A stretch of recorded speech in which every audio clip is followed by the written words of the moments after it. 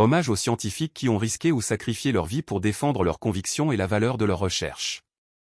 L'histoire de la médecine est marquée par des chercheurs audacieux qui ont osé mettre en jeu leur propre vie pour faire avancer la science. Parmi eux, Daniel Alcide Carion, un jeune étudiant en médecine péruvien, occupe une place particulière. Né en 1857 à Cerro de Pasco, il fut passionné par l'étude des maladies qui frappaient son pays.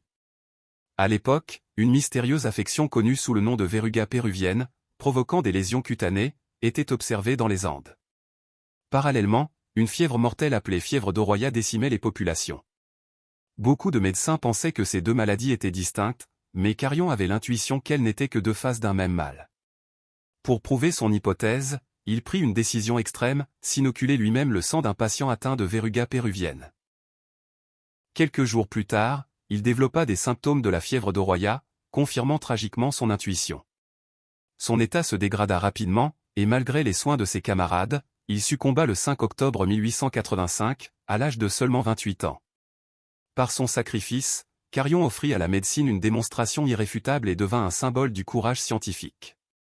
Aujourd'hui, au Pérou, il est considéré comme un héros national et le « martyr de la médecine ». Son geste rappelle que derrière les grandes découvertes se cachent souvent des histoires humaines de dévouement et de souffrance. Il incarne ces chercheurs qui ont choisi d'expérimenter sur eux-mêmes plutôt que sur d'autres, par éthique, par conviction ou par passion pour la vérité.